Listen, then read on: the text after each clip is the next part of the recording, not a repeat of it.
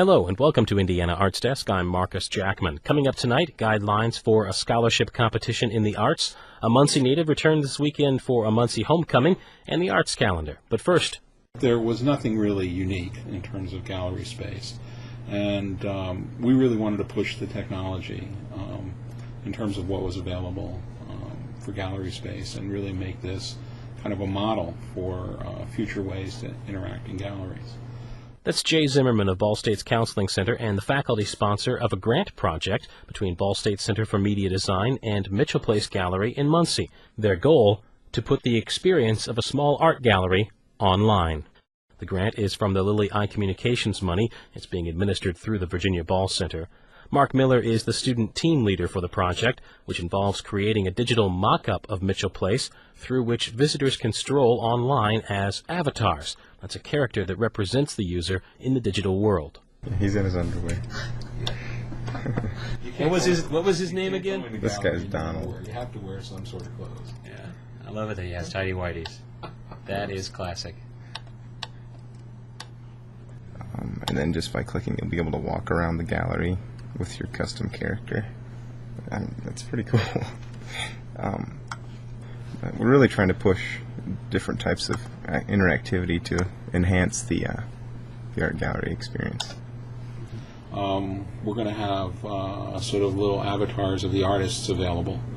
So when you want to talk to the artist, when we interview the artists, I think Tony has broken it down into about 25 or 30 questions that we ask the artists, and we have their responses. And then when you come to a room that has one of the artists, you could go to the artist and ask one of the 25 questions and get a response, and that will be video. Miller guides the test avatar around the isometric environment, showing off the rough gallery space and something available to most viewers only through the digital realm, artist studio spaces. Like this one, which features an avatar of the artist Alfredo Marin in a recreation of his workspace. But this is his messy studio, his, the fine art, and then this is the digital side where we're going to have computers. And that's pretty cool. When a user enters the studio, they will not only be able to see, kind of how they work, but be informed of what they do when they work. So you approach the table, and we'd like to talk about the kind of paint he uses. We want to animate his easel because it's actually Alfredo's own design for this easel. It goes from a table to a wall. The interface looks something like a video game. With navigation designed to be as intuitive as possible, Zimmerman says the project's goal is to come up with an interface that makes the art accessible to younger viewers who might not normally walk into a gallery off the street. I think there was an intention to make it as real as possible, which means three-dimensional space, characters in the space, that kind of thing, because people are used to that.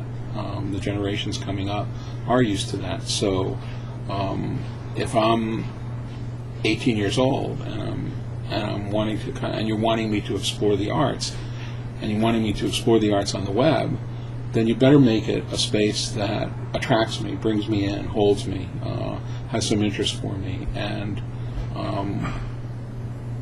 that may not be true of the art galleries and museums that you see out there now. The project is only about halfway through, but Miller says things are coming together quite well.